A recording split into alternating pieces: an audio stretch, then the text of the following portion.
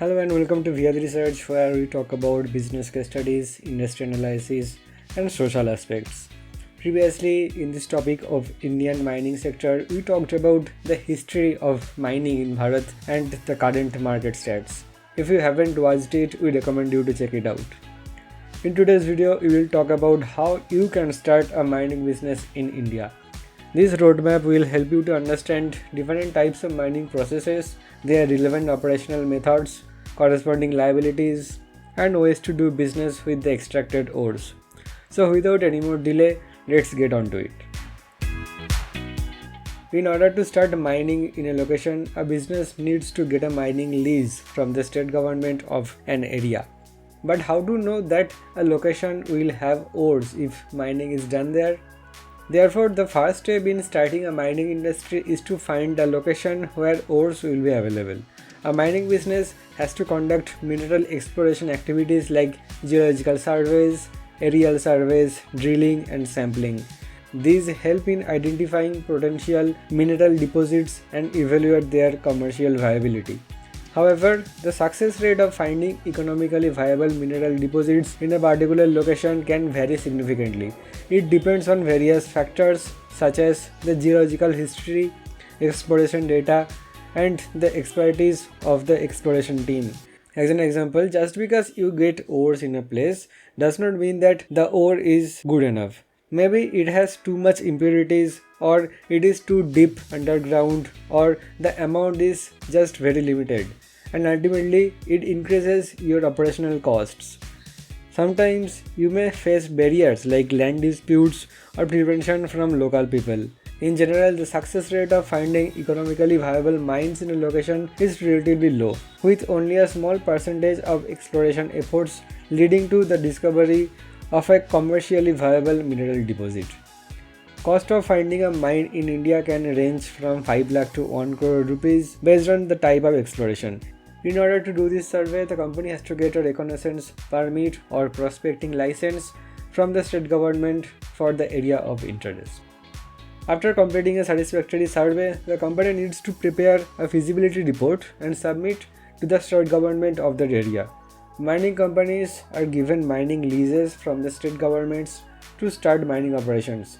This process may take anywhere from 50,000 to 5 lakh rupees based on area, type of operations, intensity of operations, etc. Besides the feasibility report, the company also needs to get various environmental clearances from the Ministry of Environment, Forest and Climate Change and State Pollution Control Boards before commencing mining activities. To get governmental clearances, mining companies need to submit EIA report and environmental management plan and other required documents to the particular government entities. The main motto of this EIA is to ensure that the company is going to comply with environmental laws.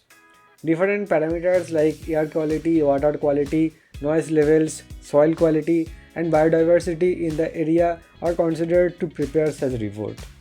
The mining business needs to measure the environmental impact and also develop mitigation plans like how to do pollution control, waste management, and reclamation plans. This is called Environmental Management Plans or EMP. Later I will mention some possible mitigation methods used by different mining companies. Apart from getting the license, the company needs to buy that land too, and this cost is highly variable. After acquiring the land, the company needs to prepare the infrastructure to start mining. This includes getting the necessary machinery and equipment. Some important machineries are excavators, loaders, dump trucks, drilling rigs, rock breakers, blasting equipment, crushing, screening and conveyor systems, etc. Price of this machinery can vary based on brands and types of operations. In this aspect, we need to know that there are two different types of mining operations: surface mining and underground mining. Based on the factors like the depth and location of the ore deposits, different mining techniques are used. For surface mining, the mineral deposit is located near the surface of the earth. Removing the soil and rocks of the earth's surface exposes the mines. The mining cost here is low, but the cost of after mining operations is high There are further types of surface mining techniques like open pit mining, strip mining, and quarrying, which you can check out by yourself. Some ores that can be mined through surface mining are manganese, chromite, mica, coal, iron, silica sand, bauxite, dolomite, limestones, etc. In some cases, gold and copper ores are also found in shallow depths. Whereas for underground mining, the mineral deposit is located deep below the surface of the earth. Here the operation costs are high, but after mining, operation cost can be lower. Different subtypes of underground mining are shaft mining, room and pillar, and longwall mining. Copper, gold, silver, lead, and zinc can be extracted through such methods. Furthermore, in many cases, coal and iron are also extracted through surface mining based on depth and position of the mines. For oil and natural gas, the extraction technique is different. For this, you have to drill wells into the underground reservoirs and use techniques like hydraulic fracturing or enhanced oil recovery methods. Let's be honest, you alone cannot run a mining business. You might have the necessary knowledge, but doing everything alone is just not feasible. And if you lack proper knowledge, then you will do mistakes. That's why it is necessary to build a solid team to successfully operate a mining company. A possible hierarchy of a small mining company can be like this. The owner is responsible for developing business strategy and decision making. He is also responsible for making financial decisions. A general manager is to oversee all mining operations, ensure compliance, manage personnel, and maintain productivity. A foreman directly supervises and coordinates the day-to-day mining activities, assigns tasks, and ensures safety protocols being followed. They may also operate heavy machinery like excavators, drills, loaders, and haulers for extractions and transportation. A person who studied mining engineering, mining technology, or a related field and has suitable leadership, communication, and problem-solving skills should hold the position of a foreman.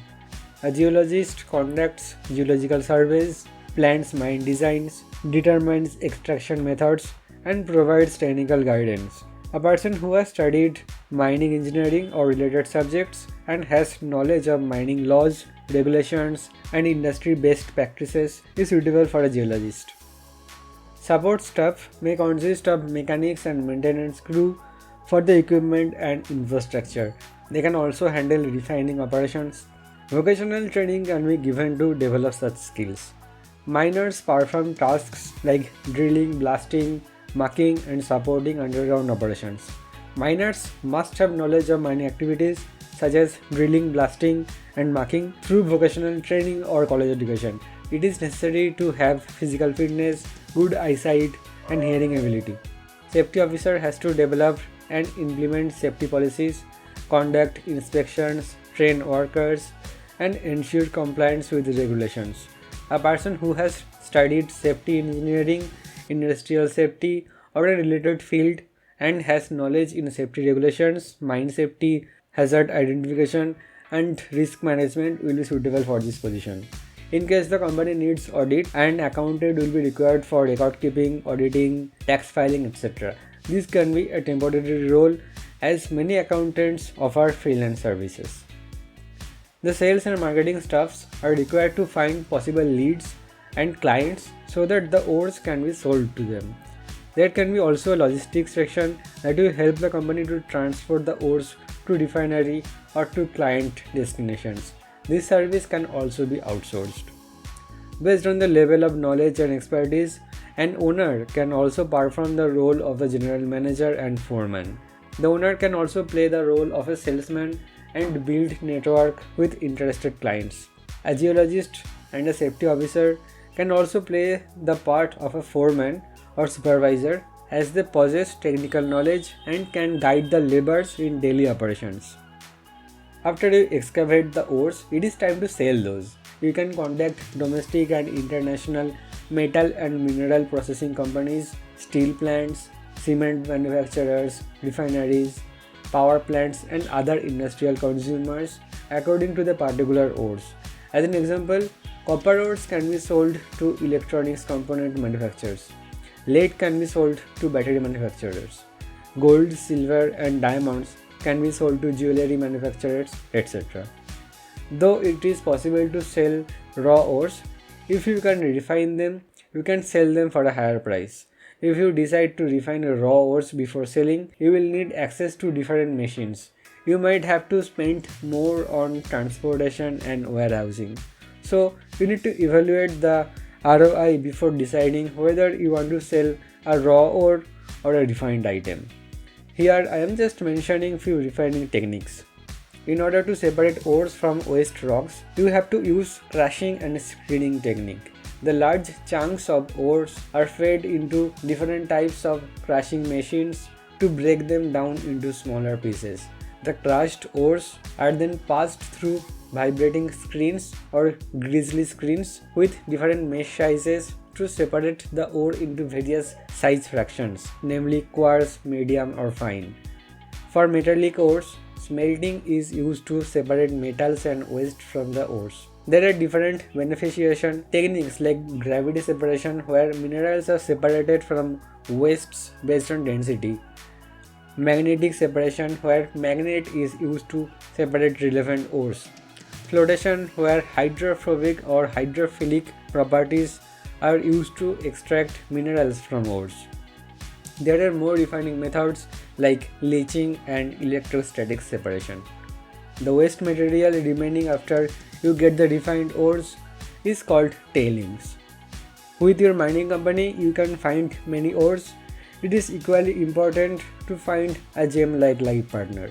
Therefore, I would like to promote my premarital counseling service. Are you planning to get married but worried about compatibility? A lot of times marriages happen based on assumptions, but reality turns out to be different. And that's when issues start and marriage fails. This is why both the bride and the groom should discuss their expectations beforehand. Are the bride and groom physically and mentally healthy? How will the household chores be shared between them? Will the bride work after marriage or remain a housewife? What will be wedding expense from both sides? There are many such questions that worry both bride's family and groom's family. Asking this may sound offending and awkward. That's why I urge it, a premarital counselor is here to help you. I can neutrally yet politely ask direct questions so that you get full clarity if your chosen person is the one for you. Contact for knowing more and scheduling appointments. While you build your mining business and earn crores from it, you must also act responsibly to the environment, to the people you are working with, and also to the people around your business. This is the only way to earn respect in longer run. Previously, I told you that you need to develop an environmental management plan or EMP to minimize or reduce the negative environmental impacts associated with mining activities. During excavation and blasting, mining operations produce a lot of dust and cause air pollution. Harmful gases may also release from the Earth's surface during such activities. Different machines used in mining can also produce toxic gases. Such particles float in the air and make the air inappropriate to breathe in. The dust can be suppressed by spraying water. Some other ways to control air pollution in that area is to plant trees, regularly maintaining the machines, using covers, etc. Sometimes sulfides remain stuck in the rocks with ores, and this sulfide forms acid when it comes into contact with air and water during mining. Further, this acidic liquid can melt the ores and contaminate the water. Alkaline materials can be used to neutralize these acidic elements. There is a technique called geochemical modeling to encounter acid draining. Toxic elements like lead, arsenic or mercury can also mix up with underground water. To avoid this issue, you can use plants that can absorb and store heavy metals. You can also use machines that can treat contaminated water with ion exchange, reverse osmosis, or precipitation methods to remove metals. Mining operations may need huge amount of water, so water recycling is recommended. As an example, the water you use to cool down machines or clean machines, that same water can be used to spray in air to suppress dust particles.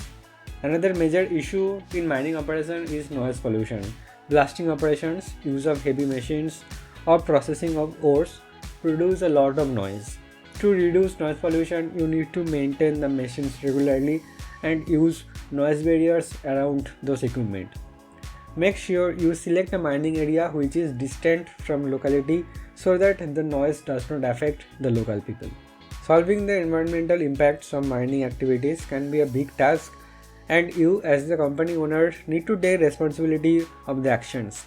I just mentioned some basic things about how you can mitigate some of the issues, but it is recommended that you do your own research to find out suitable ways to reduce the environmental impact.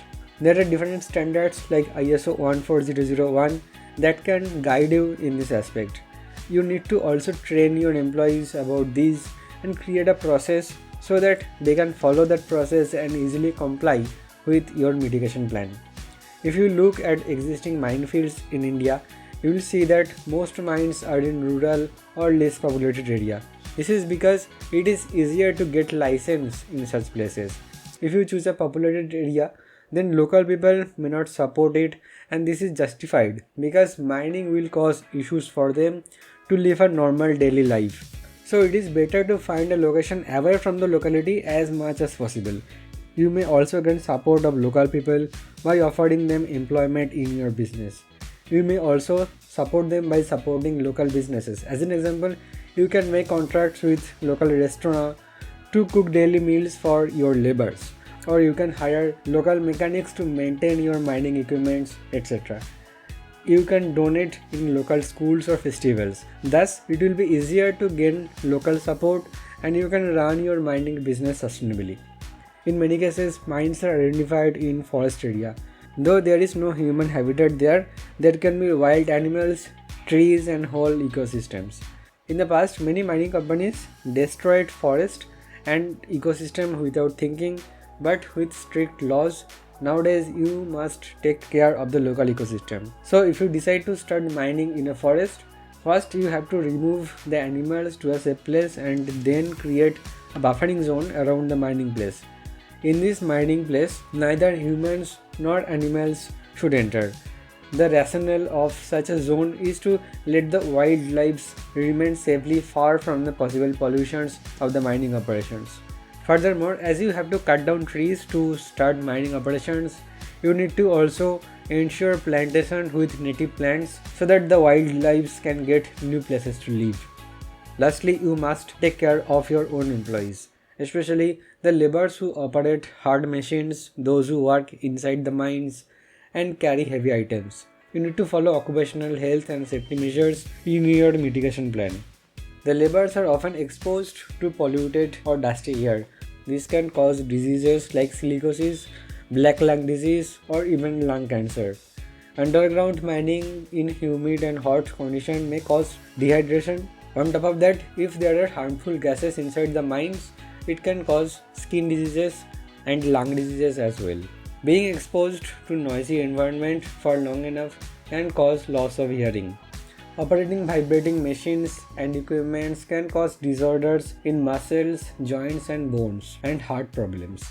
Miners also have to work inside the mines where there isn't enough space to stretch or stand upright. Maintaining bad postures for long hours can also cause health damages. Some symptoms can be back pain, muscle strain, shoulder or neck pain, etc. Another health hazard can be when a laborer gets hurt while lifting heavy items, or if chunks of rocks fall on someone inside the mine. To counter such ill effects and to protect your laborers, you can take some steps. You must offer safety trainings to all employees. This can be task-specific trainings, like for miners you need to tell them about the possible health hazards and how they can save themselves in emergency. For people who will work with heavy machines, you can tell them about the related hazards. As per the industrial safety standards, you need to provide PPE to the laborers. This includes hard hats, safety goggles, gas masks, gloves, hard boots, etc. There should be suitable ventilation and fall protection systems in the mines. If you need to carry out blasting operations, there should be strict protocols to be followed. The explosives are to be stored and transported cautiously, and there should not be anyone near the blasting area. You need to keep fire extinguishers and communication devices wherever applicable. There should be regular maintenance of the heavy machines. You need to keep access to clean water, resting place, and shower for the laborers. Typical work shifts in mining range from 8 to 12 hours with appropriate breaks and rest periods. Maximum number of days of operations should not be more than 6 days per week. It is recommended to provide regular health checkups for the miners so that early detection and prevention of diseases can be done. In case of an emergency, you should have an evacuation plan consisting of escape routes and first aid. Suppose you have successfully mined all ores from a mine. You have followed all laws and guidelines so far, and now you have left a huge hole on Earth's surface as a proof of your successful operation. Now the thing is, no one cares and you need to fill up that hole. This is called backfilling, and this is important because if the underground is not backfilled, there can be collapse of land which is above it. Moreover, rainwater can get stored there and mix up with toxic metals or gases and eventually contaminated groundwater. There can be other environmental issues like emission of greenhouse gases, soil erosion, and even alteration of local biodiversity and local climate. In order to properly do backfilling, you need to put support structures inside the mines like rock bolts, shotcrete, steel arches, or timber sets to avoid collapse. For deep mines, you need to also keep a drainage system to avoid water accumulation. Usually, you can use tailings, rocks, cements, etc. for backfilling. When rainwater falls and tries to flow inside the abandoned mines, it will have to pass through these backfillings. This may cause instability of the ground level, create harmful chemicals or gases, and contaminate groundwater. The main purpose of the drainage system is to not let water get accumulated inside. So, your drainage system should have the facility to let the water pass through the backfilling and then pump it outside. Such a drainage system may consist of pipes, sumps, pumping equipment, etc. And that's how you can start and operate your mining company in India. I have talked about the process of obtaining license, requirements to perform operations, and different liabilities. Starting a mining company is not easy, but it is still an interesting business to start.